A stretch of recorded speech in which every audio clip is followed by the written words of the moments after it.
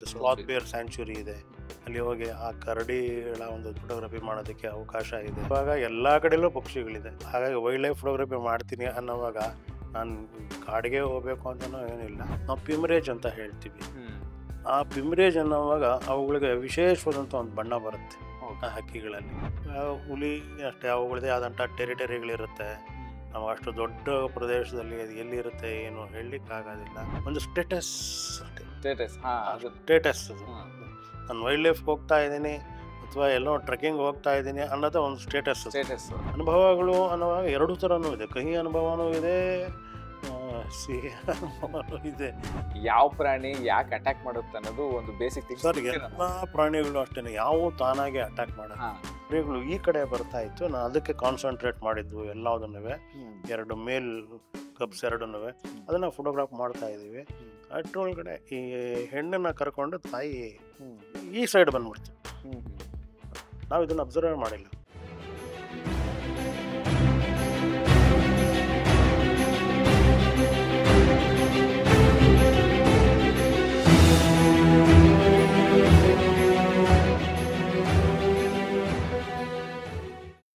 ಎಲ್ರಿಗೂ ನಮಸ್ಕಾರ. ನಾನು ಜಗದೀಶ್ ಮಂಜಣ್ಣ. ಇವತ್ತು ನಮ್ಮ ಜಾಮ್ ಪಿಕ್ಚರ್ಸ್ ಯೂಟ್ಯೂಬ್ ಚಾನಲಲ್ಲಿ ಒಂದು ಮುಖ್ಯವಾದಂತಹ ಅತಿಥಿಯನ್ನು ನಾನು ನಿಮಗೆ ಪರಿಚಯ ಮಾಡಿಕೊಡ್ತೀನಿ. ಇವರು ವೈಲ್ಡ್ ಲೈಫ್ ಫೋಟೋಗ್ರಾಫರ್, ಜೊತೆಗೆ ರೂಟ್ ಸೆಡ್ ಅನ್ನುವಂತಹ ಒಂದು ಧರ್ಮಸ್ಥಳದ ಗ್ರಾಮೀಣಾಭಿವೃದ್ಧಿ ಮತ್ತು ಸ್ವಯಂ ಉದ್ಯೋಗ ಸಂಸ್ಥೆಯಲ್ಲಿ ತರಬೇತುದಾರರಾಗಿ ಶಿಕ್ಷಕರಾಗಿ ಕೆಲಸ ಮಾಡ್ತಿದ್ದಾರೆ. ಇವ್ರ ಹತ್ರ ತಿಳ್ಕೊಳ್ಳೋವಂಥದ್ದು ತುಂಬ ವಿಷಯಗಳು ನಮಗೆ ಇದೆ. ಹಾಗಾಗಿ ಅವರನ್ನೇ ಮಾತಾಡ್ಸೋಣ ಬನ್ನಿ. ಸರ್ ನಮಸ್ಕಾರ. ನಮಸ್ತೆ. ಫೋಟೋಗ್ರಾಫರು ಫೋಟೋ ತೆಗೆಯೋಕೆ ಹೋಗ್ತಿದ್ದಾನೆ ಅಂತ ಅಂದರೆ ಆ ಫೋಟೋಗ್ರಾಫರ್ ಮಾಡ್ಕೊಳ್ಬೇಕಾದಂಥ ಒಂದು ತಯಾರಿಗಳೇನು? ಫಸ್ಟ್ ಅವನಿಗೆ ಸಂಯಮ ಇರಬೇಕು, ತಾಳ್ಮೆ ಇರಬೇಕು, ಮತ್ತು ಆ ಒಂದು ಕಾಡಿನ ಪರಿಸರದ ಬಗ್ಗೆ ಅವನಿಗೆ ಅರಿವಿರಬೇಕು. ಯಾವ ಕಾಡಿನಲ್ಲಿ ಯಾವ ಥರದ ಪ್ರಾಣಿಗಳು ವಾಸ ಮಾಡ್ತದೆ, ಫಸ್ಟ್ ಕಾಡಿನ ಬಗ್ಗೆ ನಾವು ತಿಳ್ಕೊಳ್ತೀವಿ ಅನ್ನೋವಾಗ ನಮ್ಮಲ್ಲಿ ಹಲವಾರು ಥರದ ಕಾಡುಗಳಿದೆ. ನಮ್ಮಲ್ಲಿ ನಮ್ಮ ಬಂಡೀಪುರದ ಕಾಡಿನ ವಿಶೇಷತೆನೇ ಬೇರೆ ಇದೆ. ನಮ್ಮ ವೆಸ್ಟರ್ನ್ ಘಾಟ್ಸ್ಗೆ ಹೋಗ್ತಾ ಇರೋದ್ರಲ್ಲಿ ಅಲ್ಲಿ ಶೋಲಾ ಫಾರೆಸ್ಟ್ ಅಂತ ಹೇಳ್ತೀವಿ, ಕನ್ನಡದಲ್ಲಿ ನಿತ್ಯ ಹರಿದ್ವರ್ಣದ ಕಾಡುಗಳು ಅಂತ ಹೇಳ್ತೀವಿ. ನಮ್ಮಲ್ಲಿ ಇಲ್ಲೆಲ್ಲ ಇಲ್ಲಿ ಬೇಸಿಗೆ ಅನ್ನುವಾಗ ಎಲ್ಲ ಎಲೆ ಉದುರೋಗಿರುತ್ತೆ ಮತ್ತು ಹೊಸ ಎಲೆ ಸಿಗುತ್ತೆ, ಆ ಥರದ ಕಾಡುಗಳಿದೆ. ಇನ್ನು ನಮಗೆ ಪೂರ್ವಕ್ಕೆ ಹೋಗ್ತಾ ಹೋಗ್ತಾ ಬೆಂಗಳೂರು, ತುಮಕೂರು, ಕೋಲಾರ ಈ ಸುತ್ತಮುತ್ತ ಎಲ್ಲ ಕುರ್ಚಲು ಕಾಡುಗಳಿರುತ್ತೆ. ಅಲ್ಲಿಯ ಪ್ರಾಣಿ ವರ್ಗಗಳೇ ಬೇರೆ ಬೇರೆ. ಮತ್ತು ನಮ್ಮ ಈ ಪ್ರದೇಶದಲ್ಲಿ ಇರ್ತಕ್ಕಂಥ ಕಾಡುಗಳ ಬೇರೆ. ಆನೆ ಅಂತ ಹೇಳುವಾಗ ಆನೆಗೆ ನಾವು ವಿಶೇಷವಾಗಿ ನಮಗೆ ಕಬಿನಿ, ಬಂಡೀಪುರ, ಯಾಕೆಂದರೆ ಇಲ್ಲಿ ಅದಕ್ಕೆ ಬೇಕಾದಂಥ ನೀರು, ಬಿದಿರು, ಹಸಿರು ಸಮೃದ್ಧವಾಗಿದೆ ಅನ್ನುವಾಗ ಅವುಗಳ ಸಾಂದ್ರತೆ ಇಲ್ಲಿ ಹೆಚ್ಚಾಗಿರುತ್ತೆ. ಇನ್ನು ಈಗ ಕಾಡಿನ ಬಗ್ಗೆ ಫಸ್ಟ್ ನಾವು ಅರ್ಥಕೊಳ್ಬೇಕು, ಮತ್ತು ಅಲ್ಲಿನ ಪ್ರಾಣಿ ಸಂಕುಲಗಳ ಬಗ್ಗೆ ನಾವು ಅರ್ಥಕೋಬೇಕು. ಅಷ್ಟೆಲ್ಲ ನಾವು ಪ್ರಿಪೇರ್ ಮಾಡ್ಕೊಳ್ತು ಅಂದರೆ ಇನ್ನು ಎರಡನೇದಾಗಿ ನಮ್ಮ ಎಕ್ವಿಪ್ಮೆಂಟ್ ಸಾಮಗ್ರಿಗಳು ಇದು ನಮ್ಮ ಶಕ್ತ್ಯಾನುಸಾರ. ನಮ್ಮ ಪಾಕೆಟ್ ಎಷ್ಟು ಇದೆ, ಭಾರ ಇದೆ, ಅದರ ಮೇಲೆ ನಮ್ಮ ಒಂದು ಮಾನಸಿಕವಾಗಿ, ದೈಹಿಕವಾಗಿ, ಆರ್ಥಿಕವಾಗಿ ಇಲ್ಲಿ ಬಲಿಷ್ಠರಾಗಿರ್ಬೇಕಾಗತ್ತೆ. ವೈಲ್ಡ್ ಲೈಫ್ ಫೋಟೋಗ್ರಫಿ ಮಾಡ್ತೀನಿ ಅನ್ನೋ ಸಂದರ್ಭದಲ್ಲಿ ಫೋಟೋಗ್ರಫಿ ವೈಲ್ಡ್ ಲೈಫಲ್ಲಿ ಭಾಳ ಡಿಫ್ರೆಂಟಾಗಿ ಮುಖ್ಯವಾಗಿ ಬೇಕಾಗಿರೋದು ಎಕ್ವಿಪ್ಮೆಂಟ್ಸ್. ನೀವು ಹೇಳಿದಾಗೆ ಯಾವ ಕ್ಯಾಮ್ರಾ, ಯಾವ ಲೆನ್ಸ್ ಇಂಪಾರ್ಟೆಂಟ್ ಆಗುತ್ತೆ? ಇಲ್ಲಿ ಕ್ಯಾಮ್ರಾ ಅಂತ ಹೇಳುವಾಗ ನಮಗೆ ನಿರ್ದಿಷ್ಟತೆಗಳು ಬರೋದಿಲ್ಲ. ಯಾಕಂದರೆ ಕ್ಯಾಮ್ರಾದಲ್ಲಿ ಹಲವಾರು ಕಂಪ್ನಿಗಳಿದೆ. ಇಲ್ಲಿ ಕ್ಯಾಮ್ರಾನ ನಾವು ನಿರ್ದಿಷ್ಟವಾಗಿ ಇಂಥದೇ ತಗೊಳ್ಳಿ ಅಂತ ನಾವು ರೆಕಮೆಂಡ್ ಮಾಡೋಕ್ಕಾಗಲ್ಲ. ಲೆನ್ಸ್ ಅಂತ ಹೇಳುವಾಗ ನಮಗೆ ಟೆಲಿ ಲೆನ್ಸ್ ಬೇಕಾಗುತ್ತೆ ಅಥವಾ ಝೂಮ್ ಲೆನ್ಸ್ ಅನ್ನೋದು ಬೇಕಾಗುತ್ತೆ. ಕನಿಷ್ಠ ಒಂದು 500 mm ಲೆನ್ಸನ್ನು ಇರಲೇಬೇಕಾಗುತ್ತೆ. ಕನಿಷ್ಠ ಮಿನಿಮಮ್ 500 ಬೇಕಾಗುತ್ತೆ. ಅಂದರೆ ಈ ಮಾಮಲ್ಸ್ ಅಥವಾ ಕಾಡುಗಳಿಗೆ ಹೋಗಿ ಅಥವಾ ಸಸ್ತನಿ ಪ್ರಾಣಿಗಳನ್ನ ನಾನು ಫೋಟೋಗ್ರಾಫ್ ಮಾಡ್ತೀನಿ ಅನ್ನೋವಾಗ, ಮತ್ತು ಬರ್ಡ್ ಫೋಟೋಗ್ರಫಿ ಮಾಡ್ತೀನಿ ಅನ್ನೋವಾಗೆಲ್ಲ ಬೇಕಾಗತ್ತೆ. ಇನ್ನು ಮ್ಯಾಕ್ರೋ ಫೋಟೋಗ್ರಫಿ ಮಾಡ್ತೀನಿ ಅನ್ನೋವಾಗ ಸಣ್ಣ ಕೀಟವರ್ಗಗಳು, ಸಣ್ಣ ನಾವು ಟೈನಿ ಫ್ಲವರ್ಸ್ ಅಂತ ಹೇಳ್ತೀವಿ, ಅಂತ ಸಣ್ಣ ಸಣ್ಣ ಹೂಗಳನ್ನು ಮಾಡುವಾಗ ಸಣ್ಣ ಕೀಟ ಜಗತ್ತನ್ನು ಮಾಡ್ತೀವಿ ಅನ್ನೋ ಮ್ಯಾಕ್ರೋ ಲೆನ್ಸ್ ಬೇಕಾಗತ್ತೆ ನಮಗೆ ಅಲ್ಲಿ.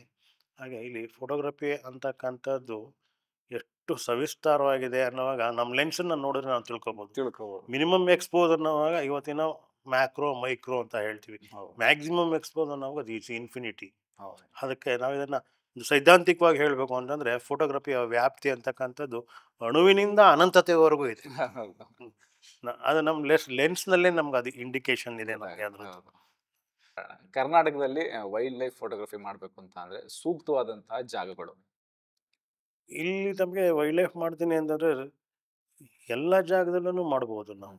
ನಮಗೆ ಇಲ್ಲಿ ನಮಗೆ ನಮ್ಮ ಕರ್ನಾಟಕದಲ್ಲಿ ವಿಶೇಷವಾಗಿ ಅಂತಂದರೆ ನಮಗೆ ಬಂಡೀಪುರ ಇದೆ, ನಾಗರಹೊಳೆ ಇದೆ, ಕಬಿನಿ ಇದೆ, ಬಿ ಆರ್ ಹಿಲ್ಸ್ ಇದೆ, ಮುತ್ತತ್ತಿ ಪ್ರದೇಶದಲ್ಲಿದೆ ನಮಗೆ.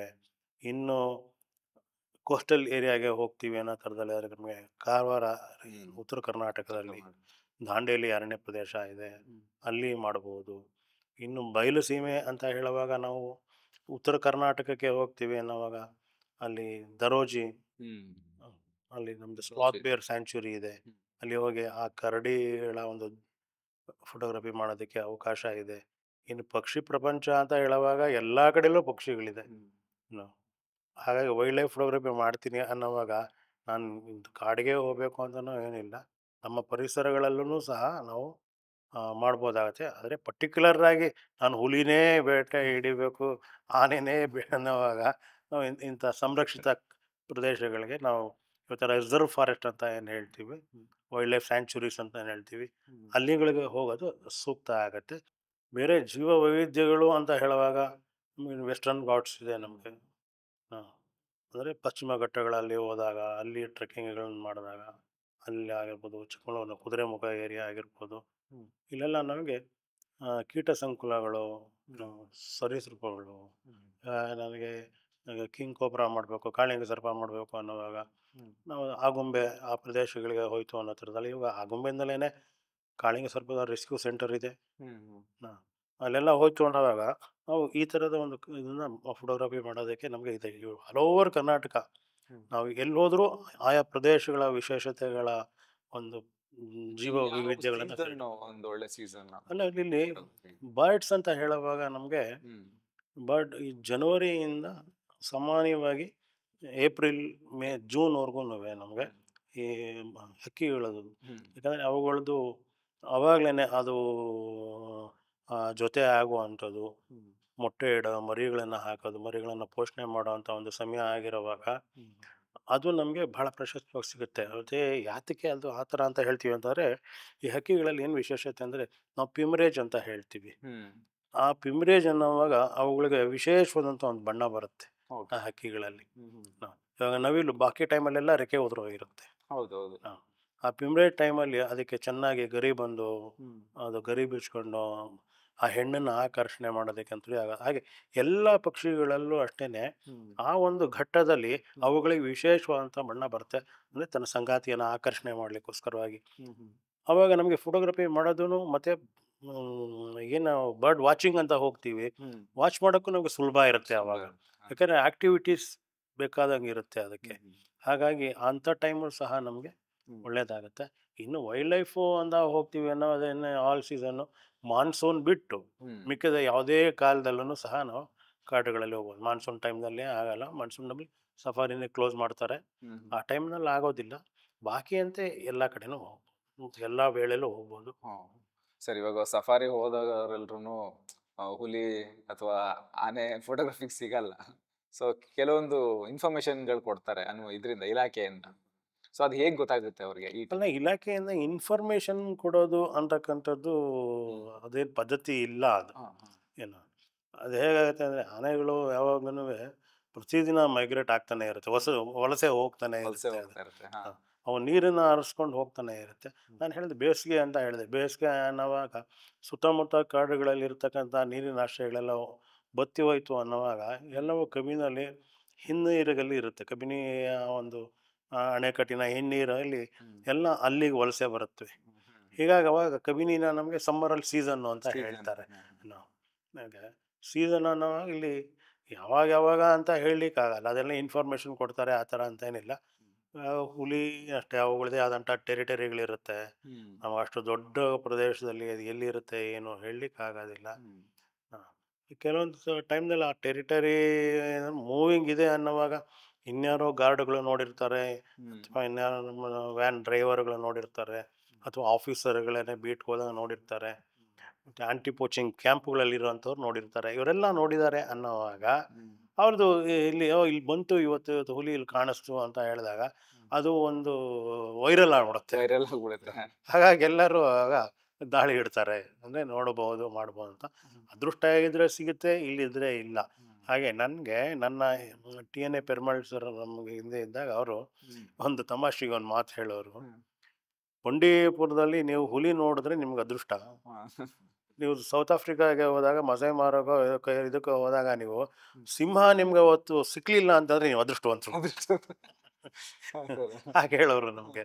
ಹಾಗೆ ಇಲ್ಲಿ ಕೆಲವು ಸಲ ಎಲ್ಲ ಸಿದ್ಧತೆಗಳನ್ನ ಮಾಡ್ಕೊಂಡು ಹೋಗಿದ್ರು ಸಿಕ್ಕೇ ಸಿಗುತ್ತೆ ಅನ್ನೋದು ನಮ್ಗೆ ಹೇಳಲಿಕ್ಕೆ ಬರೋದಿಲ್ಲ.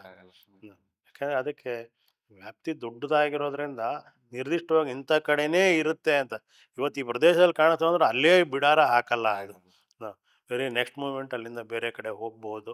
ಅದರಿಂದ ಹೋದಾಗ ಯಾರಿಗೆ ಸಿಗುತ್ತೆ ಅವ್ರಿಗೆ ಅದೃಷ್ಟ. ಹೀಗಾಗಿ ಒಂದೇ ಚಾನ್ಸ್ನಲ್ಲಿ ಸಿಕ್ಕರೂ ಸಿಕ್ಬೋದು, ಸಿಗದಿರೋನೂ ಇರ್ಬೋದು. ಎಷ್ಟೋ ನಮ್ಗೆ ಅನುಭವಗಳಾಗಿದೆ.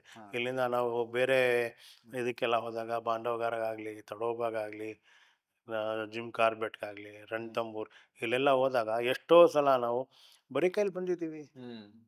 ಖಾಲಿ ಮೆಮೊರಿ ಕಾರ್ಡ್ ಇಟ್ಕೊಂಡು ಖಾಲಿ ಮೆಮೊರಿ ಕಾರ್ಡೇ ತೊಗೊಂಡ್ಬಂದಿದ್ದೀವಿ. ಆದರೆ ಅಲ್ಲಿ ನಿರಾಸೆ ಆಗಬಾರ್ದು ಅಷ್ಟೇ. ಪ್ರಯತ್ನಗಳನ್ನು ಮಾಡ್ತಾನೆ ಇರಬೇಕು. ಈ ವೈಲ್ಡ್ ಲೈಫ್ ಫೋಟೋಗ್ರಫಿ ಅನ್ನೋದೇ ಹಾಗೆ. ಇದು ಏಮ್ ಇಟ್ಕೊಂಡು ನಮ್ಗೆ ಸಿಕ್ಕೇ ಸಿಗುತ್ತೆ ಅನ್ನೋ ಥರದಲ್ಲಿ ಭರವಸೆ ಇಟ್ಕೊಂಡು ಹೋಗ್ಬೇಕು. ಒಂದೊಂದ್ಸಲ ಒಳ್ಳೆ ಪಿಕ್ಚರ್ ಆಗುತ್ತೆ, ಒಂದ್ಸಲ ಪಿಕ್ಚರೇ ಆಗೋದಿಲ್ಲ ಎಲ್ಲ. ಹಾಗಾಗಿ ಈ ವೈಲ್ಡ್ ಲೈಫ್ ಫೋಟೋಗ್ರಫಿ ಅಂತಕ್ಕಂಥದ್ದು ಒಂದು ಅಡ್ವೆಂಚರ್ ಅನ್ನೋದಕ್ಕಿಂತ ಒಂಥರ ಲಕ್ ಗೇಮ್. ಇದು ಲಕ್ ಗೇಮ್. ಮತ್ತು ಇನ್ನೊಂದು ಭಾರತದಲ್ಲಿ ಇನ್ನೇನಾಗಿದೆ ಅಂದರೆ ಇದರಿಂದ ನಾವು ಅರ್ನ್ ಮಾಡ್ತೀವಿ, ದುಡ್ಡು ಮಾಡ್ಕೊಳ್ತೀವಿ ಅಂತಕ್ಕಂಥದ್ದಿಲ್ಲ. ಅದೇ ವಿಷಯ ಬರ್ತಿದ್ದೆ ನೆಕ್ಸ್ಟ್.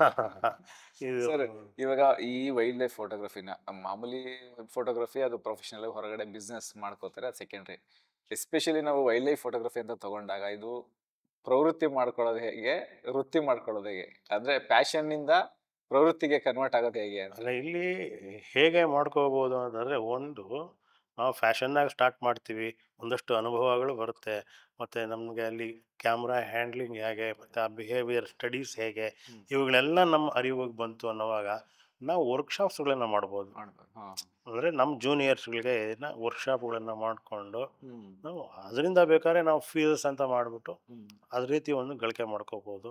ಇನ್ನೊಂದು ತುಂಬ ಎಕ್ಸ್ಪೀರಿಯನ್ಸ್ ಆಗಿ ತುಂಬ ಒಳ್ಳೊಳ್ಳೆ ಪಿಕ್ಚರ್ಸು ನಮ್ಮ ಹತ್ರ ಇದೆ. ಒಳ್ಳೆ ಸ್ಪೀಸೀಸ್ಗಳು, ಎಂಡೇಂಜರಸ್ ಸ್ಪೀಸೀಸು ಅಂಥ ಸ್ಪೀಸೀಸ್ಗಳೆಲ್ಲ ನಮ್ಮ ಹತ್ರ ರೆಕಾರ್ಡ್ ಶಾಟ್ಸ್ ಇದೆ ಅಂತ ಹೇಳುವಾಗ ಅವುಗಳನ್ನು ನಾವು ನೆಟ್ ಮುಖಾಂತರ ಅದನ್ನು ಮಾಡಿಕೊಂಡು ಅದನ್ನು ಕೊಡ್ಬೋದು. ಕೆಲವೊಂದು ಸಲ ನನಗೆ ಡಿಸ್ಕವರಿ ಚಾನಲ್ ಅವ್ರಿಗೆ ಬೇಕಾಗತ್ತೆ, BBC ಅವ್ರಿಗೆ ಬೇಕಾಗತ್ತೆ.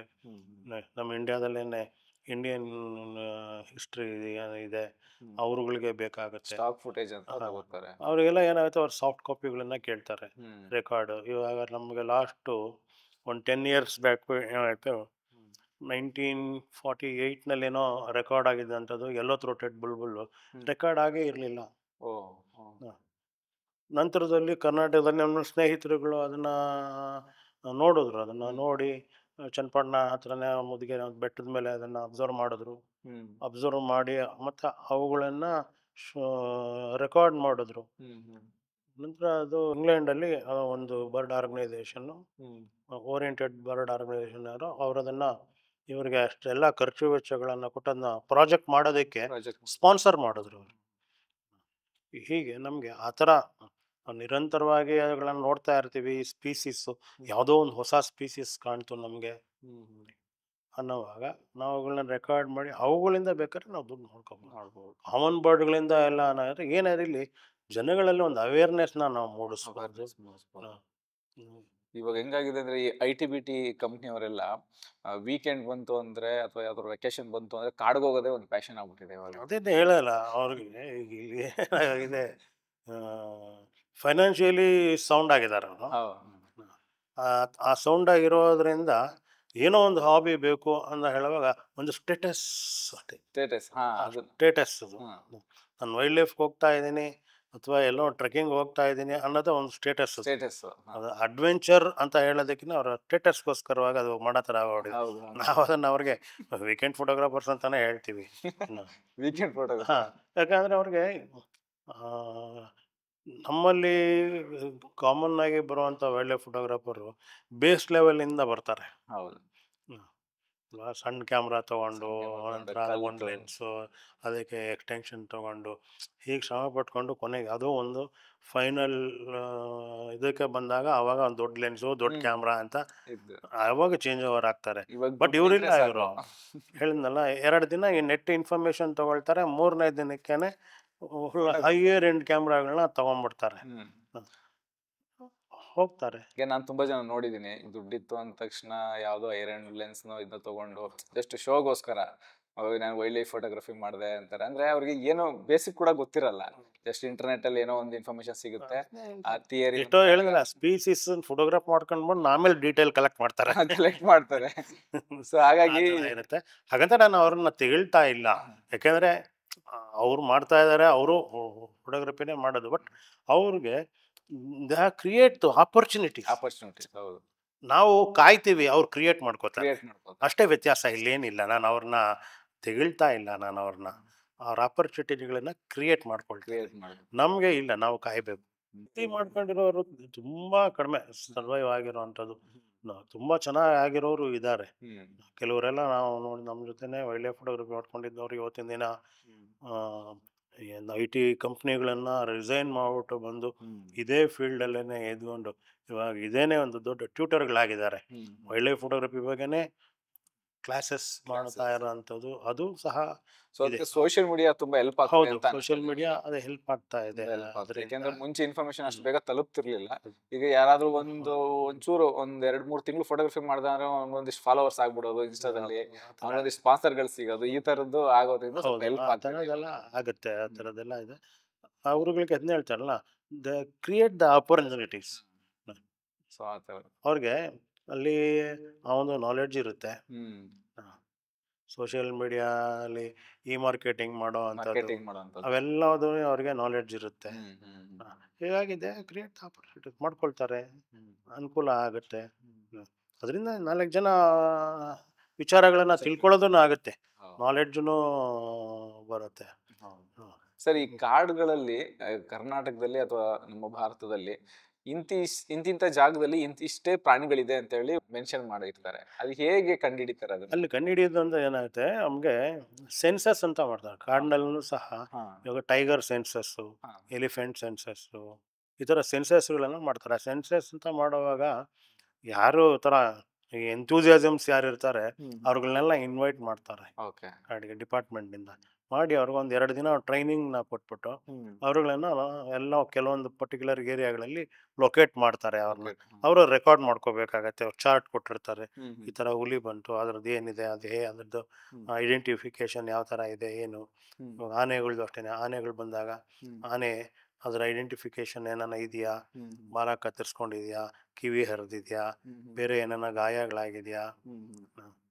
ಅದೇ ಎಷ್ಟು ಹೈಟ್ ಇರ್ಬೋದು ಒಂದು ಅಂದಾಜು, ಇದೆಲ್ಲ ಥರದ ಈ ಥರ ಸೆನ್ಸಸ್ ಮಾಡ್ತಾ ಇರ್ತಾರೆ. ಹೀಗೆಲ್ಲ ಹ್ಮ್. ಈ ಚಾರ್ಟ್ಗಳೆಲ್ಲ ಲಾಸ್ಟಲ್ಲಿ ಒಂದ್ಸಲ ಇಟ್ಕೊಂಡು ಹ್ಮ್. ಕಾಮನ್ ಫ್ಯಾಕ್ಟ್ ಬರೆದು ಇದೇ ಆನೆ ಇಲ್ಲೂ ಇದೆ ಹ್ಮ್. ಅನ್ನೋವಾಗ ಅಲ್ಲಿ ಒಂದು ಆನೆ ಕೌಂಟ್ ಆಗುತ್ತೆ. ಕೌಂಟ್ ಆಗುತ್ತೆ. ಹಾ. ಹೀಗೆ ಆನೆಗಳನ್ನು ಕೌಂಟ್ ಮಾಡ್ತಾ ಹೋಗ್ತಾರೆ.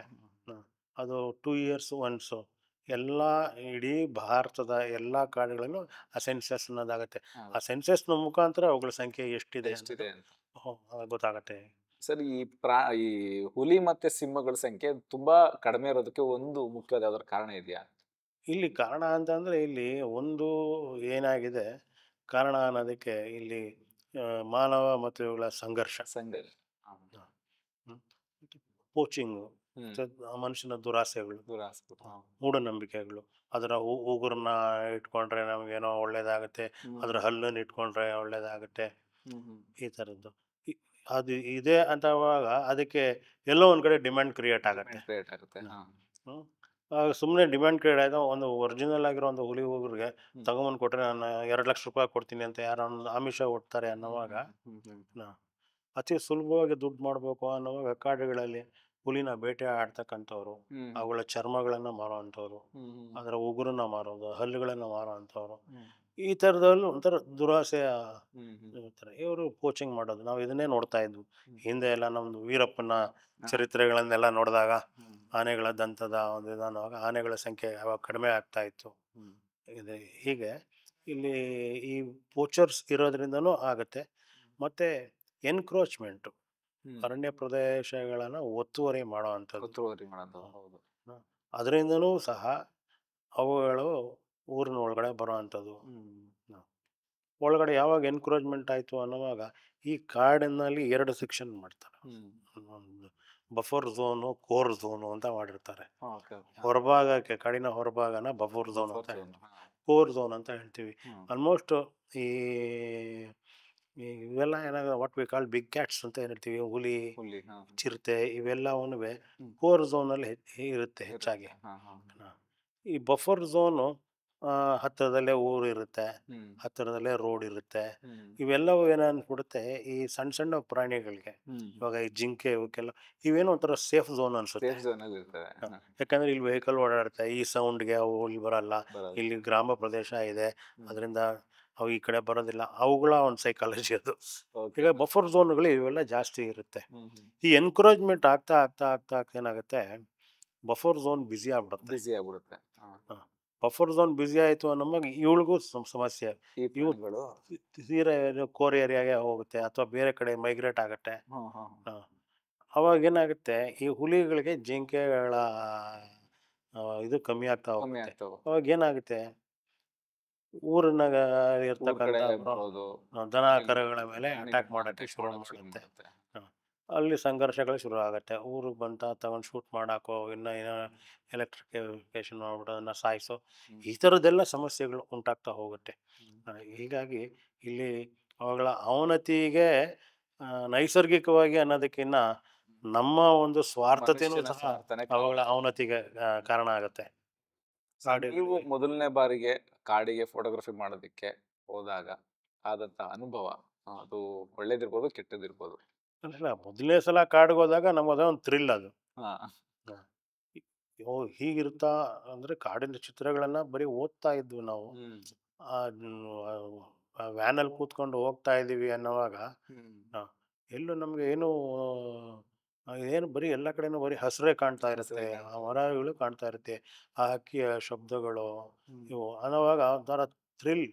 ನಾವು ಏನು ಬೇರೆ ಪ್ರಪಂಚಕ್ಕೆ ಹೋಗ್ತಿದ್ದೇನೋ ಅಂತ ಒಂದು ಅನುಭವ ನಮಗೆ ಮೊದಲನೇ ಸಲ ಆಗಿದ್ದು.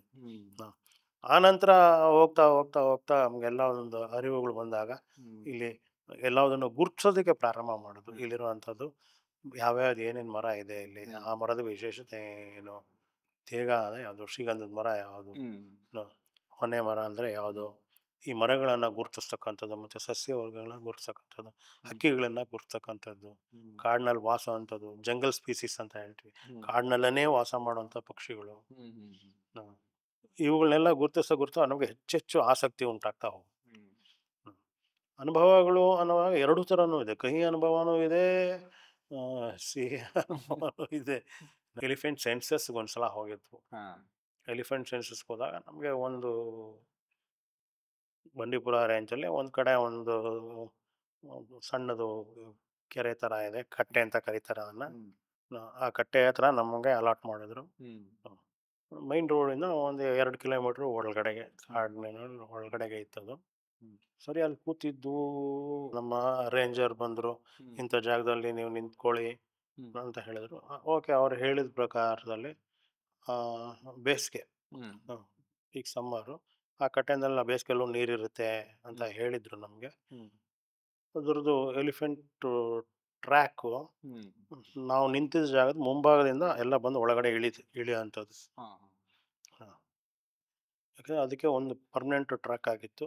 ನಾವು ಅಲ್ಲಿಂದ ಇಲ್ಲೇ ಕೂತ್ಕೊಳ್ಳಿ, ನಮ್ಗೆ ಚಾರ್ಟ್ ಕೊಟ್ಟಿದ್ರು. ಆನೆಗಳೆಲ್ಲ ಹೇಳಿದಾಗೆ ಅವ್ರು ಹೇಳಿದಾಗ ಎಲ್ಲ ಆ ಕಡೆಯಿಂದ ಬರೋದು, ಎದುರುಗಡೆ ನೀರೊಳಗಡೆ ಇಳಿಯೋದು, ಮತ್ತೆ ಅಲ್ಲಿಂದನೇ ಎಕ್ಸಿಟ್ ಆಗ್ಬಿಡೋದು.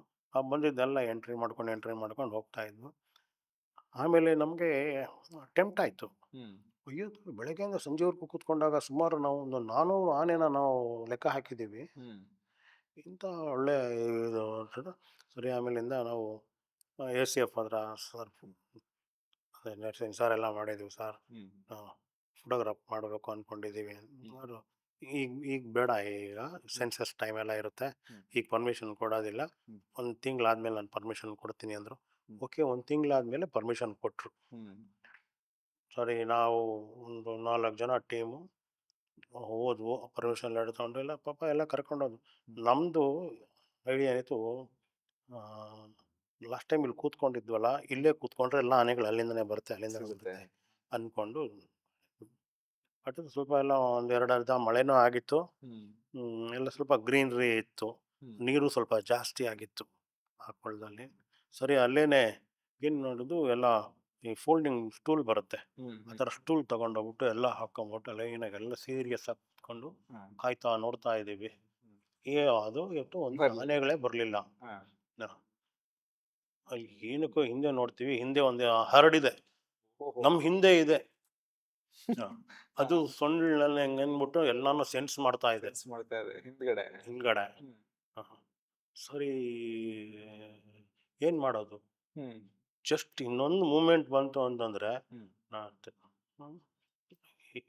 ಎಲ್ಲಾನು ಇವತ್ತಷ್ಟೇ ನಮ್ಮ ಕತೆ ಎಲ್ಲ ಹೇಳ್ಬಿಟ್ಟು ಸರಿ ಏನೇನು ಮಾಡೋಕ್ಕಾಗೋದಿಲ್ಲ, ಯಾಕಂದ್ರೆ ಸಡನ್ ಹಳ್ಳಕ್ಕೆ ಇಳಿಬೇಕು. ಅದು ಬಂತು ಅಂದ್ರೂ ಸಡನ್ ಹಳ್ಳಕ್ಕೆ ಇಳಿಯೋದಿಲ್ಲ. ಇಳಿದ್ಬಿಟ್ಟು ರೈಟ್ಗೆ ಹೋಗ್ಬಿಡೋಣ. ರೈಟ್ ಹೋಗಿದ ತಕ್ಷಣ ಒಂದು ಬುಷ್ ಇದೆ, ಬುಷಿಂದ ಆಚೆ ಕಡೆ ಹೋಗ್ಬಿಡ್ತು ಅಂದರೆ ಅದು ಅಷ್ಟೊಂದು ಚೇಂಜ್ ಮಾಡ್ಕೊಂಡು ಬರೋದಿಲ್ಲ ಅಂತ ಹೇಳ್ಕೊಂಡು ಎಲ್ಲರೂ ಮಾಡಿಕೊಂಡು ಸ್ಟೂಲ್ ಯಾರೋ ಮುಟ್ಟಕ್ಕೆ ಹೋಗಬೇಡಿ, ನಿಮ್ಮ ಕ್ಯಾಮ್ರಾಗಳು ಮಾತ್ರ ಕೈಯಲ್ಲಿ ಇಟ್ಕೊಳ್ಳಿ, 1 2 3 ಅಂತ ಹೇಳ್ತೀವಿ, ಇಮ್ಮಿಡಿಯೇಟಿಗೆ ಆ ಕಡೆ ಓಡೋಗ್ಬೇಕು. ಸರಿ ಹೇಳಿದ್ರು, 3 ಜನ ಹೊರಟು. ಲಾಸ್ಟಲ್ಲಿ ಕೂತಿದ್ದು ಸ್ವಲ್ಪ ಏಜ್ ಹುಡುಗರು, ಅವರು ಓಡ್ ಬರ್ಬೇಕಾದ್ರೆ ಎಡು ಬಿದ್ದೋಗ್ಬಿಟ್ರು. ಎಲ್ಲ ಇಳಿದ್ಬಿಟ್ಟು ಕೆಳಕ್ಕೆ ಮನೆಗಳೆಲ್ಲ. ನಾವು ವ್ಯಕ್ತಿನ ಕ್ಲೋಸ್ ಅಂದ್ಕೊಂಡು ಈ ಥರ ನಮಗೆ ಆಚೆ ಕಡೆ ನಿಂತ್ಕೊಂಡು ನೋಡ್ತಾ ಇದ್ದೀವಿ ಇವೆಲ್ಲ. ಆದರೆ ಅದೃಷ್ಟ ಅಂದರೆ ಹೇಗಿತ್ತು ಅವತ್ತಂದರೆ ಎಲ್ಲವೂ ಇವ್ರ ಕಡೆ ನೋಡಲೇ ಇಲ್ಲ, ಎಲ್ಲವೂ ನೀರು ಇಳೀತು. ನೀರು ಇಳಿದ್ಬಿಟ್ಟು ಎಲ್ಲ ನೀರುಗಳು ಹೊರಟೋಗ್ಬಿಟ್ಟು. ಆಮೇಲಿಂದ ಇವರು ಸಾವರಿಸ್ಕೊಂಡು ನಿಧಾನವಾಗಿ ತೇಳ್ಕೊಂಡು ಬಂದು ಈ ಕಡೆ ಬಂದರು. ಆಮೇಲೆ ನಮಗೆ ಗೊತ್ತಾಗಿದ್ದೇನಂತಂದರೆ ಇವ್ರು ಯಾವಾಗ ಬಿದ್ದರು ನೀರಲ್ಲಿ ಕೆಸರು ಮೈಗೆಲ್ಲ ಮೆತ್ಕೊಂಡಿತ್ತು, ಕೆಮೋಫ್ಲೇಜ್ ಆಗ್ಬಿಟ್ರು. ಹೀಗಾಗಿ ಅವು ಗುರುತಿಸ್ಲಿಲ್ಲ. ಕೆಸರಾಗಿದ್ದರಿಂದ ಗುರುತಿಸ್ಲಿಲ್ಲ. ಆಮೇಲೆ ಒಂದು ಇಂಥ ದುಸ್ಸಾಹಸಗಳನ್ನ ಕಾಡಲ್ಲಿ ಮಾಡಬಾರ್ದು. ಕಾಮನ್ ಆಗುತ್ತೆ ಎಲ್ಲದೂ ಕಾಮನ್ ಆಗುತ್ತೆ. ಹೊಸದಾಗಿ ಹೋದವ್ರಿಗೆ ಅದರಿಂದ ಬಚಾವ್ ಹೇಳಿದ್ನಲ್ಲ, ಎಷ್ಟೋ ಸಲ ನಮಗೆ ಕಾಮನ್ ಆಗುತ್ತೆ. ಇನ್ನೂ ಒಂದ್ಸಲ ನನಗೆ 2 ಸಲ ಆಗಿದೆ. ನನಗೆ ಬಾಂಧವಗಾರಿಗೆ ಹೋದಾಗ ಒಂದು ಕಾನ್ಕಟ್ಟಿ ಅಂತ ಒಂದು ಹುಲಿ, ಅದು ಹೆಸರು. ಅದಕ್ಕೆ 4 ಮರಿಗಳು, ಎಲ್ಲವೂ ಮರಿಗಳು ಅಂದರೆ ಎಲ್ಲ ಸಬ್ ಅಡಲ್ಟು, ಎಲ್ಲ ಸ್ವಲ್ಪ ದೊಡ್ಡ ಆಗಿದೆ. ನಾವು 10 ದಿನ ಅಲ್ಲಿ ಮಾರ್ನಿಂಗಲ್ಲಿ ಹೋಗಿದ್ದೀವಿ, ವಿತ್ ಕಪ್ಸ್ ಸಿಕ್ಬಿಡ್ತದೆ ತಾಯಿ. ಮರಿಗಳು ದೊಡ್ಡದಾಗೋಯ್ತು ಅಂದರೆ ತಾಯಿನೇ ಫಾಲೋ ಮಾಡಲ್ಲ, ಸ್ವಲ್ಪ ಇಂಡಿಪೆಂಡೆಂಟ್ ಆ ಕಡೆ ಈ ಕಡೆ ಓಡಾಡ್ಕೊಂಡಿರುತ್ತೆ. ಇದು ತನ್ನ ಜೊತೆ ಒಂದು ಮರಿನ, ಈ ಇದರಲ್ಲಿ ಹುಲಿದು ಇನ್ನೊಂದು ವಿಶೇಷ ಅಂದರೆ ಹೆಣ್ಮರಿಗಳನ್ನ ಬಿಟ್ಕೊಡಲ್ಲ, ಜೊತೆಲೇ ಇಟ್ಕೊಂಡಿರುತ್ತೆ. ಒಂದು 2-2.5 ವರ್ಷವರೆಗೂ ಜೊತೆಲೇ ಇಟ್ಕೊಳ್ಳುತ್ತೆ ಹೆಣ್ಣನ್ನು ಮಾತ್ರ. ಗಂಡು ಮಕ್ಕಳನ್ನ ಓಡಿಸ್ಬಿಡುತ್ತೆ. ಹಾಗೆ ಗಂಡು 2 ಎಲ್ಲ ಹಿಂಗೆ ಅಡ್ಡಾಡ್ಕೊಂಡು ಬರ್ತಾಯಿತ್ತು. ನಾವು ಜೀಪ್ನಲ್ಲಿ ಕೂತಿದ್ದೀನಿ, ನಾನು ಕಾಲನ್ನ ಫುಟ್ಬೋರ್ಡ್ ಮೇಲೆ ಕೆಳಗಡೆ ಇಟ್ಟಿದ್ದೀನಿ. ಜೀಪ್ನ ಡೋರಿಂದ ಕೆಳಗಡೆ ಒಂದು ಫುಟ್ಬೋರ್ಡ್ ಇರುತ್ತಲ್ಲ, ಅದ್ರ ಮೇಲೆ ನಾನು ಕಾಲನ್ನ ಇಟ್ಕೊಂಡು 2 ಮರಿಗಳು ಈ ಕಡೆ ಬರ್ತಾಯಿತ್ತು. ನಾನು ಅದಕ್ಕೆ ಕಾನ್ಸಂಟ್ರೇಟ್ ಮಾಡಿದ್ವು ಎಲ್ಲದನ್ನೂ, 2 ಮೇಲ್ ಕಪ್ಸ್ 2ನೂ. ಅದನ್ನು ಫೋಟೋಗ್ರಾಫ್ ಮಾಡ್ತಾ ಇದ್ದೀವಿ. ಅಷ್ಟರೊಳಗಡೆ ಈ ಹೆಣ್ಣನ್ನು ಕರ್ಕೊಂಡು ತಾಯಿ ಈ ಸೈಡ್ ಬಂದ್ಬಿಡ್ತು. ನಾವು ಇದನ್ನು ಅಬ್ಸರ್ವ್ ಮಾಡಿಲ್ಲ. ಡ್ರೈವರ್ ಮಿರರಲ್ಲಿ ನೋಡಿದಾನೆ ಅವ್ನು ಬರ್ತಾ ಇರೋದನ್ನ. ಅವನು ಹೇಳ್ದ, ಸಾಬ್ ಮಟ್ ಉಠಾನ, ಕಾಲು ತೆಗಿಬೇಡ ನೀನು ಅಂದ. ಏನು ಮಾಡಬೇಡಿ, ಹಾಗೆ ಇಟ್ಕೊಳ್ಳಿ, ಏನು ಮೂವೇ ಮಾಡಬೇಡಿ ನೀವು ಅಂದ. ಸರಿ ಆಯಿತು. ನೋಡಿದೆ ನಾವು ಜಸ್ಟ್ ಜೀಪ್ನ ಬ್ಯಾಕ್ ಸೈಡಲ್ಲಿದೆ, ಜೀಪ್ನ ಬ್ಯಾಕ್ ಸೈಡ್ನಲ್ಲಿ ಹೀಗೆ ಬರ್ತಾ ಇದೆ ಆ ಮರಿ ಜೊತೆನಲ್ಲಿ ಬಂತು. ನಮ್ದವಾಗ ದೊಡ್ಡ ವುಡ್ಲ್ಯಾಂಡ್ ಶೂ ಹಾಕೊಂಡಿದ್ವು, ಕೆಮೋಫ್ಲೇಜ್ ಪ್ಯಾಂಟ್ ಎಲ್ಲ ಹಾಕೊಂಡಿದ್ವಲ್ಲ, ಅದೆಲ್ಲ ಅದು ಜೀಪ್ ಹತ್ರ ಬಂದು ಹಿಂಗೆ ಉಜ್ಕೊಂಡು ಹೋಯ್ತು. ಬಂದು ಬೆನ್ನಲ್ಲಿ ಮೈನ ಉಜ್ಕೊಂಡು ಹೋಯ್ತು. ಆಗ ಎಂಥ ಥ್ರಿಲ್ ಅಂದರೆ ಎಲ್ಲ ಟೈಮಲ್ಲಿ ಸಿಗಲ್ಲ ಇದು. ಆಮೇಲೆ ಹೇಳ್ದ, ನೀವು ಕಾಲ್ ಶೇಕ್ ಮಾಡಿತ್ತು ಅಂದಿದ್ರೆ ಹೇಳ್ಕೊಂಬಿಡೋದು, ಏನೋ ಮೂಮೆಂಟ್ ಇರಬಾರ್ದು. ಇವೆಲ್ಲ ಏನಾಗುತ್ತೆ ನಮಗೆ ಒಂದು ಕಾಡಿನ ಒಂದು ಅನುಭವಗಳಾಗತ್ತೆ ನಮಗೆ. ಸರ್ ಅದೊಂದು ಯಾವುದೇ ಟಿಪ್ಸ್ ಕೇಳೋಣ ಅನ್ಕೊಂಡೆ ನಿಮ್ಗೆ. ಈಗ ಹೊಸದಾಗಿ ವೈಲ್ಡ್ ಲೈಫ್ ಹೋದವ್ರಿಗೆ ಯಾವ ಪ್ರಾಣಿ ಯಾಕೆ ಅಟ್ಯಾಕ್ ಮಾಡುತ್ತೆ ಅನ್ನೋದು ಒಂದು ಬೇಸಿಕ್ ಥಿಂಗ್ಸ್ ಸರ್ ಗೊತ್ತಿರಲ್ಲ. ಎಲ್ಲ ಪ್ರಾಣಿಗಳು ಅಷ್ಟೇನೆ, ಯಾವುವು ತಾನಾಗೆ ಅಟ್ಯಾಕ್ ಮಾಡಲ್ಲ. ಹಾ. ಅವುಗಳ ಮೂಮೆಂಟ್ಗೆ ಅವಳ ಇದಕ್ಕೆ ತೊಂದರೆ ಆಗ್ತಾ ಇದೆ ಅನ್ನೋವಾಗ, ಹ್ಮ್. ಅವುಗಳದೇ ಕ್ಷೇತ್ರದಲ್ಲಿ ಹ್ಮ್. ಅವುಗಳಿಗೆ ತೊಂದರೆ ಆಗ್ತಾ ಇದೆ ಅನ್ನೋವಾಗ ಮಾತ್ರನೇ ಅಟ್ಯಾಕ್ ಮಾಡುತ್ತೆ. ಹ್ಮ್. ಹ್ಮ್. ಈವನ್ ಎಲಿಫೆಂಟ್ ಆನೆಗಳು ಅಷ್ಟೇನೆ, ಹ್ಮ್. ಏಕ್ದಮ್ ನಿಮ್ಮ ಮೇಲೆ ಅಟ್ಯಾಕ್ ಮಾಡೋದಿಲ್ಲ, ಹ್ಮ್. ವಾರನ್ ಮಾಡುತ್ತೆ ಫಸ್ಟು. ಹ್ಮ್. ಒಂದ್ಸಲ 2 ಸಲ 3 ಸಲ ನಿಮ್ಮನ್ನ ವಾರನ್ ಮಾಡುತ್ತೆ. ಹ್ಮ್. ಅಷ್ಟ್ರೊಳಗೆ ನಾವು ಅರ್ತ್ಕೋಬೇಕು. ಹ್ಮ್. ಹ್ಮ್. ಫಸ್ಟ್ ಅಲ್ಲಿಂದಾನೇ ಹುಲ್ಲೋ ಗಿಲ್ಲೋ ತಂದು ನಿಮ್ಮ ಕಡೆಗೆ ತೂರುತ್ತೆ, ಎಲ್ಲ ಮಾಡುತ್ತೆ. ಹ್ಮ್. ಅವಕ್ಕೂ ಇನ್ನು ಭಯ ಅನ್ನೋದು ಇರುತ್ತೆ ಹೌದು. ಮನುಷ್ಯನ್ ಕಂಡ್ರೆ. ಇಲ್ಲಾಂದ್ರೆ ಮರದಿಂದ ಕೊಂಬೆ ಮುರ್ಕೊಂಡು ನಿಮ್ಮ ಕಡೆ ಎಸಿಯುತ್ತೆ, ಸಾಗುತ್ತೆ. ಹಾ. ಹತ್ರದಲ್ಲಿ ನೀರಿದ್ರೆ ನೀರನ್ನ ಸ್ಪ್ರೇ ಮಾಡುತ್ತೆ, ಎಲ್ಲ ಮಾಡುತ್ತೆ. ಹ್ಮ್. ಹ್ಮ್. ಹ. ಅದೆಲ್ಲ ಒಂದು ಎಚ್ಚರಿಕೆ ಕೊಡ್ತಾ ಇರ್ತಕ್ಕಂಥದ್ದು. ಈ ಬಂಡೀಪುರದ ಹತ್ರ ಒಂದು ಹುಲಿ ಬಂದು ರೀಸೆಂಟ್ ಆಗಿ ಹುಲಿನೋ ಚಿರತೆನೋ ಬಂದು ತುಂಬಾ ವೈರಲ್ ಆಗಿತ್ತು. ಆ ಟೈಮಲ್ಲಿ ಈ ಹಳ್ಳಿ ಜನಗಳಿಗೆಲ್ಲ ಒಂದು ಇಲಾಖೆಯಿಂದ ಇದ್ ಕೊಟ್ಟಿದ್ರು, ಏನಂದ್ರೆ ಸೂಚನೆ ಕೊಟ್ಟಿದ್ರು, ನೀವು ಪ್ರಾಣಿ ಅಟ್ಯಾಕ್ ಮಾಡಿದಾಗ ಹೇಗಿರ್ಬೇಕು ಅಂತ. ಅದು ಯಾವ ತರ ವರ್ಕ್ ಆಗುತ್ತೆ ಸರ್? ಅದು ಓಡಬೇಡಿ, ಒಂದೇ ಕಡೆ ನಿಂತ್ಕೊಂಡೇ ಇರಿ ನೀವು ಬಂದಾಗ ಅಟ್ಯಾಕ್ ಮಾಡಿದಾಗ, ಅದೆಲ್ಲ ನಿಜನಾ? ಖಂಡಿತವಾಗ್ಲು ಹೇಳಿದಲ್ಲ, ಅದಕ್ಕೆ ಯಾವುದೇ ಪ್ರಾಣಿ, ಈವನ್ ನಾವು ಇಲ್ಲೇನೆ ನಾವು ಎಕ್ಸ್ಪೆರಿಮೆಂಟ್ ಮಾಡ್ತೀವಿ. ತುಂಬಾ ಕೋತಿಗಳಿದೆ ಇಲ್ಲಿ, ಆ ಕೋತಿ ಬರ್ತಿರ್ಬೇಕಾದ್ರೆ ಸೈಲೆಂಟ್ ಆಗಿ ನಿಂತ್ಕೊಳ್ಳಿ, ಏನು ಮಾಡಲ್ಲ, ಅದ್ರ ಪಾಡಿಗೆ ಅದು ಹೋಗ್ತಿರುತ್ತೆ.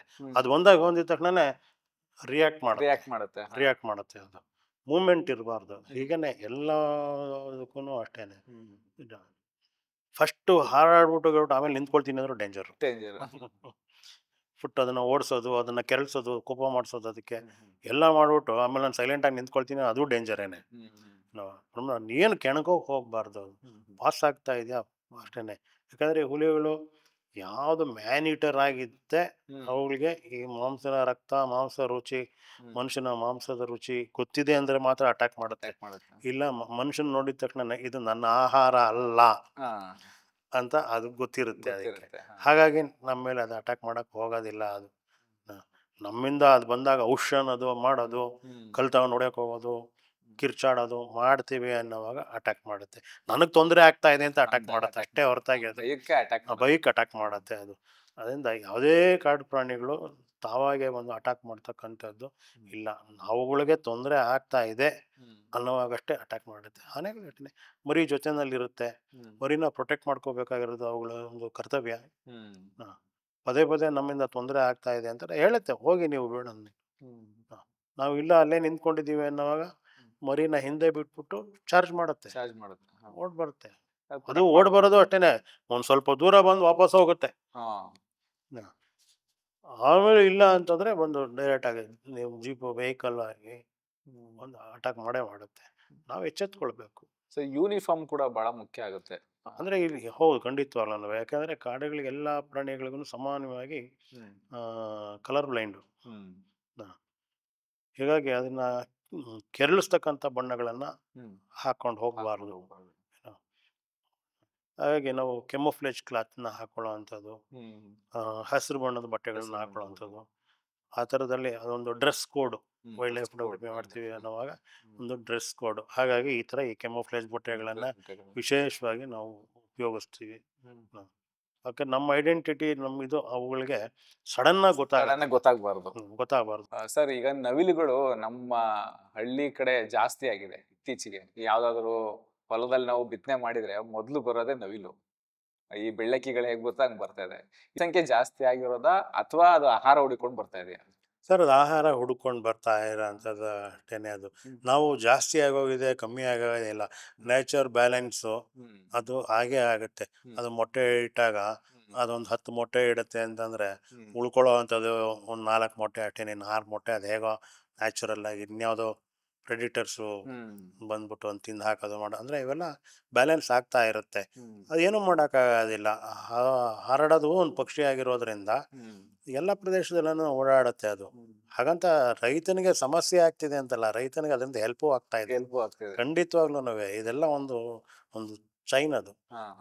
ನಿಮ್ಗೆ ನಾನು ಉದಾಹರಣೆ ಹೇಳಬೇಕು ಅಂತಂದ್ರೆ, ನಮ್ಗಿಲ್ಲಿ ಶ್ರೀರಂಗಪಟ್ಟಣ ಹತ್ರ ಒಂದು ಸೋಷಿಯಲ್ ಫಾರೆಸ್ಟ್ ಇತ್ತು, ಹುಂಜಿನಕೆರೆ ಬೆಟ್ಟ ಅಂತ. ಅದು ಒಂದು ಸೀಸನ್ನಲ್ಲಿ ಏನಾಯ್ತು, ಈ ಬಗರ್ ಹುಕುಂ ಅಂತ ಏನೋ ಒಂದು ಬಂದಾಗ ನೀವು ಭೂಮಿ ವ್ಯವಸಾಯ ಮಾಡ್ತಾ ಇದ್ರೆ ಅದು ನಿಮ್ಗೇನೆ ಅನ್ನೋ ಥರದಲ್ಲಿ ರೈತರು ದುರಾಸೆಗೆ ಬೆಟ್ಟದ ಮೇಲೆಲ್ಲ ಹೋಗ್ಬಿಟ್ಟು ಉತ್ಬಿಟ್ಟು ಹೊಲಗಳು ಮಾಡ್ಕೊಂಡು ಮಾಡ್ತಿದ್ರು. ಮಳೆಗಾಲದಲ್ಲಿ ಏನೋ ಒಂಚೂರು ಬೆಳೆ ಮಾಡ್ತಿದ್ರು, ಆಮೇಲಿಂದ ಬಂಜರೆ ಅದೇ. ಹೌದು. ಹೀಗಾಗಿ ಯಾವಾಗ ಇವರು ಉತ್ತು ಮಾಡೋಕೆ ಹೋದ್ರು ಅಲ್ಲಿ ಡಿಫಾರೆಸ್ಟೇಷನ್ ಅಂದರೆ ಇದ್ದಂಥ ಒಂದು ಕಾಡು ಪೂರ್ತಿ ಹೊರಟೋಯ್ತು. ಅಲ್ಲಿ ಆ ಕಾಡು ಹೋಗಿದ್ದು ಸಮಸ್ಯೆ ಏನಾಯಿತು ಅನ್ನೋ ಥರದಲ್ಲಿ ಅಂದರೆ, ಇವರ ಕೆಳಗಡೆ ಇವರ ಗದ್ದೆ ಬಯಲು ಹೊಲದ ಬಯಲುಗಳೆಲ್ಲ ಏನಿದ್ವು ಇಲ್ಲಿ, ಮತ್ತೆ ಅಲ್ಲಿಂದ ವಾಟರ್ ಸೋರ್ಸ್ಗಳೇನಿದ್ವು, ಸಣ್ಣ ಸಣ್ಣ ಕುಂಟೆಗಳು ಅಂತೆಲ್ಲ ಹೇಳ್ತಾರೆ ಆ ಕಡೆ, ಸಣ್ಣ ಸಣ್ಣ ನೀರಿಂದ ಹಳ್ಳಗಳೆಲ್ಲ ಇರುತ್ತೆ ಅಂತ ಹಳ್ಳಗಳೆಲ್ಲ ಡ್ರೈ ಆಗಕ್ಕೆ ಶುರು ಆಯಿತು. ಆ ಹಳ್ಳಗಳಿದ್ದಾಗ ಆ ಹಳ್ಳಗಳಲ್ಲಿ ನಮಗೆ ಜಲಚರ ಪಕ್ಷಿಗಳೆಲ್ಲ ಬರುವಂಥದ್ದು, ಅಂದರೆ ನಾವು ಆಕ್ವಾ ಸ್ಪೀಸೀಸ್ ಅಂತ ಹೇಳ್ತೀವಿ ಅಂತ ಸಣ್ಣ ಸಣ್ಣದ ಹಕ್ಕಿಗಳು ಬರೋದು, ನೀರಿನ ಆಶ್ರಯದಲ್ಲಿರೋದು, ಇವೆಲ್ಲ ಅದು ಆಗ್ತಾ ಇತ್ತು. ಯಾವಾಗ ಇದೆಲ್ಲ ಆಯಿತು, ಬೆಟ್ಟದ ಮೇಲೆ ಇದ್ದಂಥ ಕಾಡು ಸಂಪೂರ್ಣವಾಗಿ ಹೋಯ್ತು. ಕುರುಚಲು ಕಾಡ್ತಾ ಇದ್ದು ನೈಸರ್ಗಿಕವಾಗಿದ್ದೆ ಅಂತ ಕಾಡು ಪೂರ್ತಿ ಹೋಯ್ತು. ಆ ನಂತರ ಅಲ್ಲಿ ಕಾಡು ಹೋಗಿದ ತಕ್ಷಣನೇ ಬಿದ್ದಂಥ ಮಳೆ ನೀರು ಎಲ್ಲೆಲ್ಲೋ ಹರಿಯೋದಕ್ಕೆ ಶುರು ಆಯಿತು. ಈ ಹಳ್ಳಕ್ಕೆ ಇದಕ್ಕೆ ನೀರು ಬರೋದೆಲ್ಲ ಕಮ್ಮಿ ಆಗೋಯ್ತು. ಮತ್ತೆ ಹೊಲ ಅಂತ ಹೇಳುವಾಗ ಹೊಲದಲ್ಲಿ ಏನು ಹೇಳ್ತೀವಿ ನಾವು, ಅಂಡರ್ ವಾಟರ್ ಸೋರ್ಸ್ ಕಮ್ಮಿ ಆಯಿತು, ಅಂತರ್ಜಲದ ಮಟ್ಟ ಕಮ್ಮಿ ಆಯಿತು, ಹೊಲದಲ್ಲಿ ಬೆಳೆ ಬೆಳೆಯಕ್ಕೆ ಆಗ್ತಿರ್ಲಿಲ್ಲ, ಬಂಜರಾಯಿತು.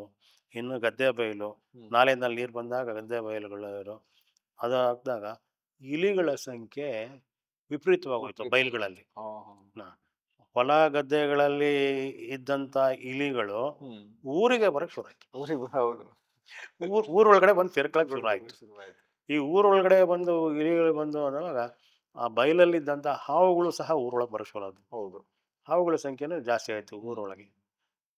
ಕೊನೆಗೆ ಇದು ದೊಡ್ಡ ಒಂಥರ ಹಾಹಾಕಾರ ಶುರು ಆಯಿತು. ಎಷ್ಟು ಹಾವುಗಳು ಹಿಡಿತಾರೆ, ದಿನಕ್ಕೆ 5-6 ಹಾವುಗಳನ್ನ ಹಿಡಿಯೋ ಅಂಥದ್ದು.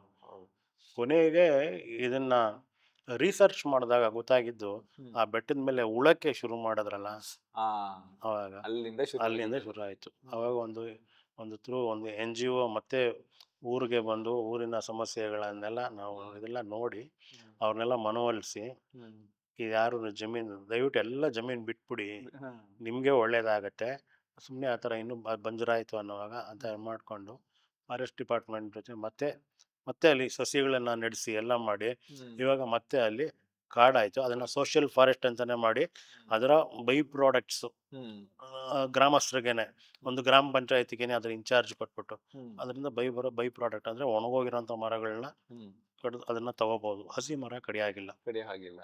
ಮತ್ತು ಅದರ ಒಳಗಡೆ ಏನಾನ ಜೇನು ಅದು ಇದು ಏನಾನ ಇತ್ತು ಅನ್ನೋ ಥರ ಆದರೆ ಅವುಗಳನ್ನ ಉಪಯೋಗನ ನೀವು ತಗೋಬೋದು. ಯಾವುದೇ ಕಾರಣಕ್ಕೂ ಮರ ಕಡಿಯಾಗಿಲ್ಲ. ಆ ಥರ ಎಲ್ಲ ಮಾಡಿದಾಗ ಸರಿ ಊರಿನ ಜನನೂ ಎಲ್ಲ ಒಗ್ಗಟ್ಟಾದರು, ಎಲ್ಲ ಆದರು.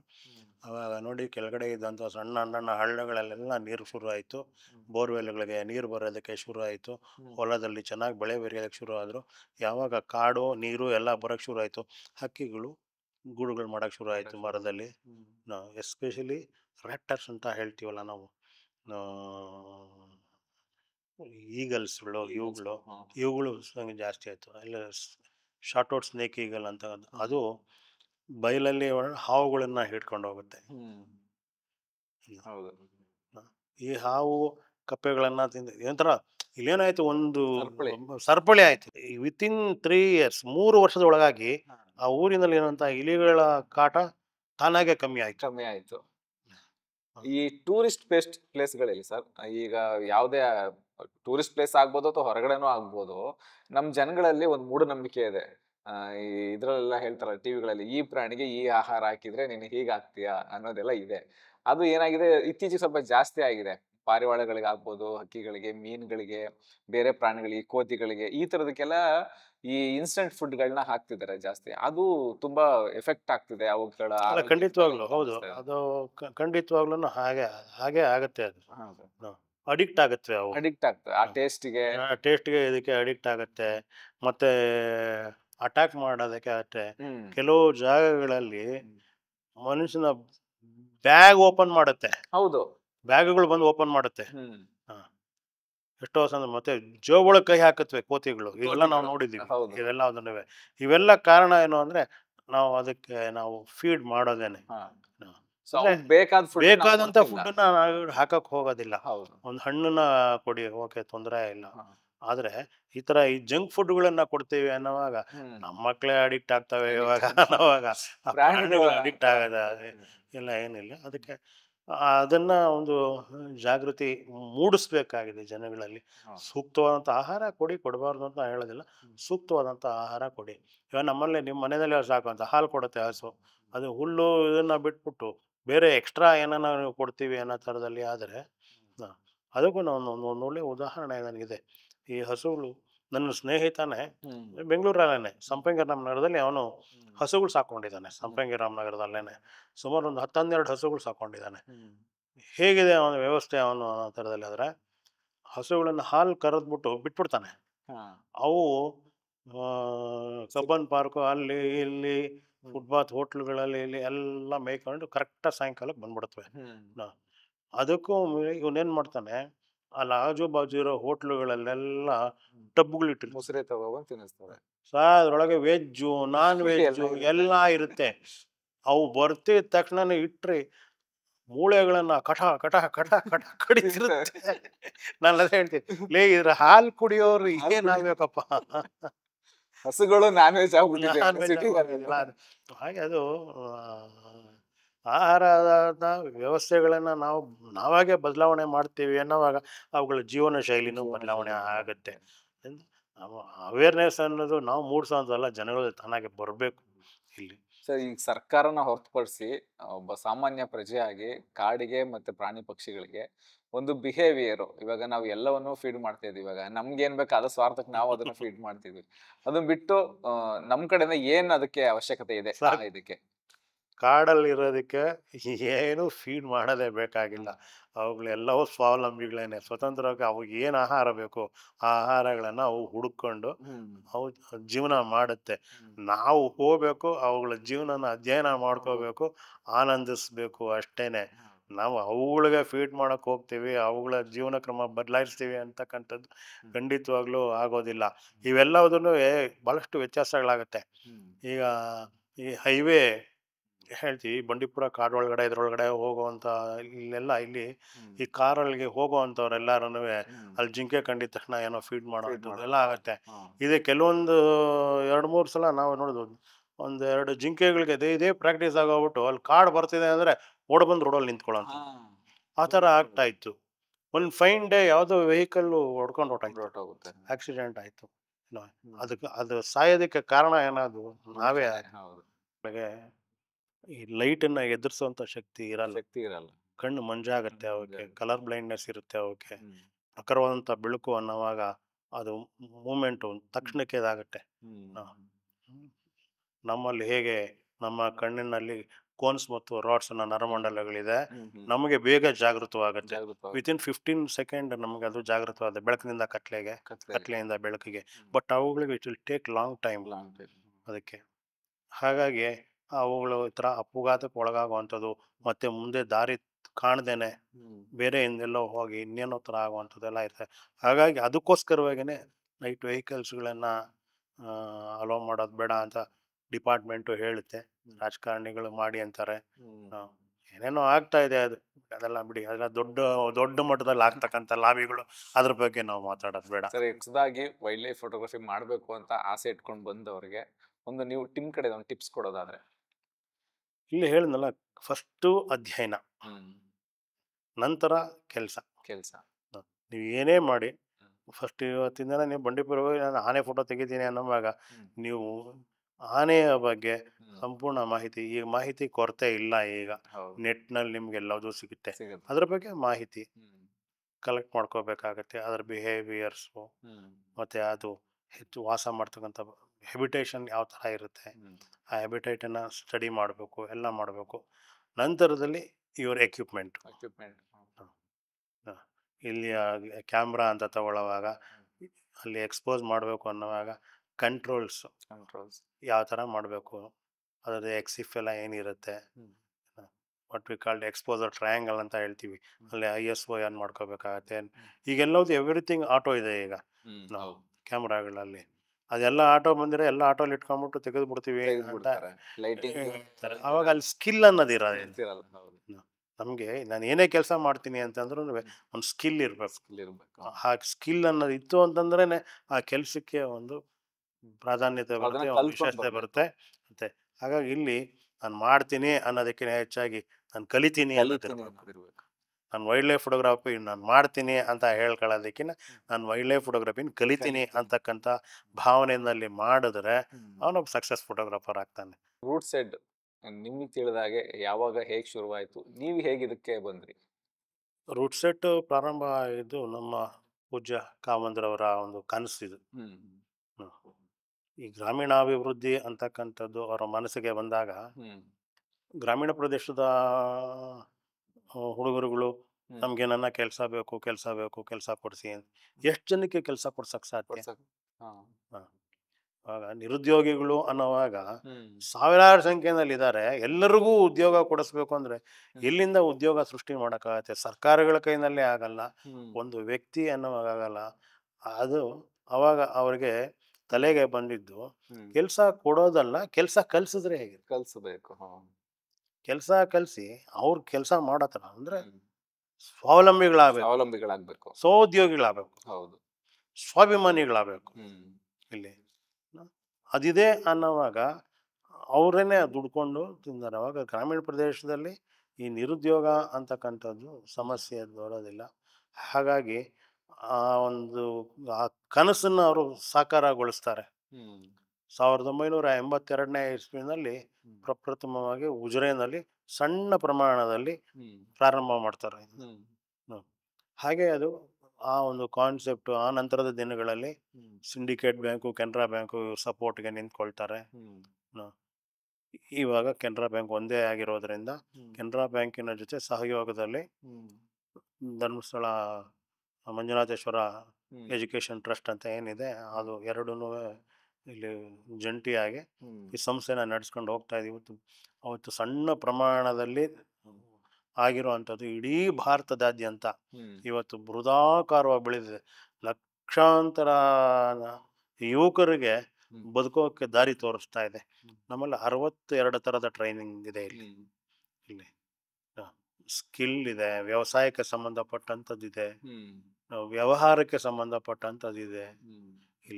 ಇಲ್ಲಿ ಟ್ರೈನಿಂಗ್ ಅಂತ ಹೇಳುವಾಗ ನಾವು ಬರೀ ಸ್ಕಿಲ್ ಒಂದೇ ಕೊಡೋದಿಲ್ಲ. ಇಲ್ಲಿ ಬದುಕಿನ ಪಾಠಗಳು ಅಂತ ಹೇಳ್ತೀವಿ.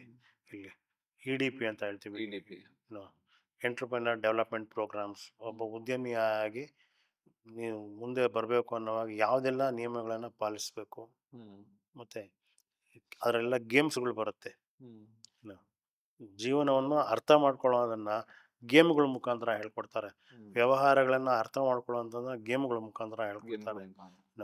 ಹೀಗಾಗಿ ಇಲ್ಲಿ ಬರೋವಂಥವ್ರಿಗೆ ಒಂದು ಶ್ರಮದಾನ ಅನ್ನೋದಿರುತ್ತೆ. ಬೆಳಗ್ಗೆ ಎದ್ದು ಸ್ವಾವಲಂಬಿಗಳಾಗಬೇಕು, ನಮ್ಮ ಕೆಲಸ ನಾವೇ ಮಾಡ್ಕೋಬೇಕು ಅನ್ನೋಕ್ಕೋಸ್ಕರವಾಗಿ ಕ್ಯಾಂಪಸ್ ಕ್ಲೀನ್ ಮಾಡ್ಕೊಳ್ಳೋದ್ರಿಂದ ಹಿಡ್ಕೊಂಡು ಅವ್ರ ಜಾಗವನ್ನು ಸ್ವಚ್ಛವಾಗಿ ಇಟ್ಕೊಳ್ಳೋದಷ್ಟು ಅವ್ರದ್ದೇ ಆಗಿರುತ್ತೆ. ನಂತರದಲ್ಲಿ ಯೋಗ ಇರುತ್ತೆ. ಈ ಫೋಟೋಗ್ರಫಿ ಸಂಬಂಧಿಸಿದ ಕೆಲವೊಂದು ವರ್ಕ್ಶಾಪ್ಗಳನ್ನ ಮಾಡ್ತೀರಾ, ಅದೆಲ್ಲ ಹೇಗೆ ನಡೆಯುತ್ತೆ ಪ್ರೊಸೆಸ್? ಅಂದರೆ ನಾನು ವರ್ಕ್ಶಾಪ್ ಅನ್ನೋವಾಗ ನಮ್ಗೆ ಯಾರು ಆಸಕ್ತರು ಇರ್ತಾರೆ ಅವ್ರುಗಳು ಬರ್ತಾರೆ. ನಾವು ಕಲ್ತಿದ್ದೀವಿ ಅಷ್ಟೇ ನಾವು ಹೇಳ್ಕೊಡ್ತೀವಿ ಅವ್ರಿಗೆ. ಅದರಲ್ಲಿ ಏನು ಮುಚ್ಚು ಮರೆ ಮಾಡೋ ಅಂಥದ್ದು ಏನಿಲ್ಲ. ಇವಾಗ ನಾನು ರೂಟ್ ಸೆಟ್ನಲ್ಲೂ ಕಳೆದ 25 ವರ್ಷಗಳಿಂದ ನಾನು ಮಾಡ್ತಾ ಇದ್ದೇನೆ. ಇಲ್ಲಿ ಸಾವಿರಾರು ವಿದ್ಯಾರ್ಥಿಗಳು ತರಬೇತಿ ತಗೊಂಡು ಹೋಗಿದ್ದಾರೆ, ಜೀವನ ಮಾಡ್ತಾ ಇದ್ದಾರೆ, ಯಶಸ್ವಿಯಾಗಿ ಜೀವನ ನಡೆಸ್ತಾ ಇದ್ದಾರೆ. ಅನ್ನೋವಾಗ ಒಂದು ಅವ್ರ ಜೀವನದ ಮಟ್ಟ ಸುಧಾರಿಸಿದೆ ಅನ್ನೋವಾಗ ನಮಗೊಂದು ಹೆಮ್ಮೆ ಇರುತ್ತೆ, ಸಂಸ್ಥೆ ಖುಷಿ ಪಡುತ್ತೆ.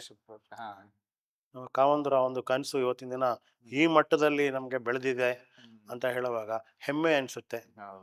ಸಂಸ್ಥೆಗಳು ಇನ್ನೂ ಬೆಳಿತಾನೆ ಇರುತ್ತೆ.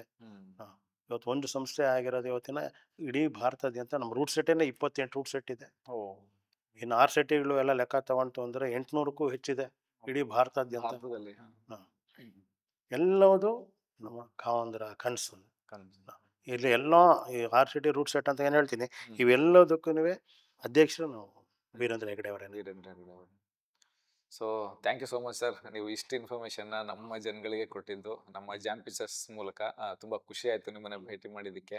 ನಮಸ್ಕಾರ ಎಲ್ರಿಗೂ. ನೋಡಿದ್ರಲ್ಲ ಸ್ನೇಹಿತರೆ, ಇದು ವೈಲ್ಡ್ ಲೈಫ್ ಫೋಟೋಗ್ರಫಿ ಮಾಡ್ತೀನಿ ಅನ್ನೋರು, ಕಲಿತೀನಿ ಅನ್ನೋರು, ಮುಂದೆ ಕನಸನ್ನ ಕಟ್ಕೊಂಡಿರೋರು ಎಲ್ಲರಿಗೂ ಒಂದು ಸಣ್ಣ ಒಂದು ಮಾರ್ಗದರ್ಶನ ನಮ್ಮ ಸೂರ್ಯಪ್ರಕಾಶ್ ಸರ್ ಕಡೆಯಿಂದ. ಸೊ ಸಾಧ್ಯವಾದ್ರೆ ಇವ್ರನ್ನ ಭೇಟಿ ಮಾಡ್ಬೋದು, ವರ್ಕ್ಶಾಪ್ನ ಅಟೆಂಡ್ ಮಾಡ್ಬೋದು.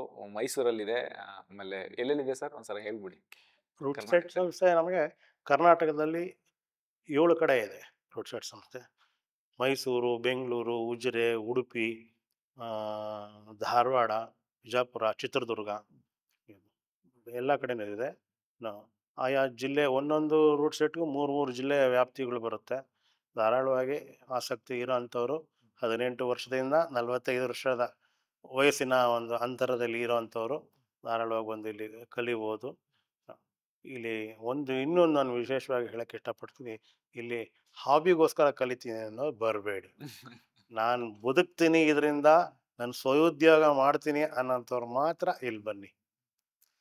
ಕೇಳಿದ್ದಲ್ಲ ಸ್ನೇಹಿತರೆ, ನೀವು ಸ್ವ ಉದ್ಯೋಗ ಮಾಡಂಗಿದ್ರೆ ಮಾತ್ರ ಇಲ್ಲಿಗೆ ಬಂದು ಫೋಟೋಗ್ರಫಿ ವಿಡಿಯೋಗ್ರಫಿನ ಕಲಿಬೋದು, ನಿಮ್ಮ ಬದುಕನ್ನು ನೀವು ಕಟ್ಕೋಬೋದು. ಹಾಗಾಗಿ ಒಂದು ಕನಸನ್ನು ಕಟ್ಕೊಂಡು ಇಲ್ಲಿ ಬನ್ನಿ, ಶ್ರಮ ಹಾಕಿ ಕಲೀರಿ, ಬದುಕನ್ನು ಕಟ್ಕೊಳ್ಳಿ ಅಂತ ಹೇಳ್ತೀನಿ. ನಮಸ್ಕಾರ.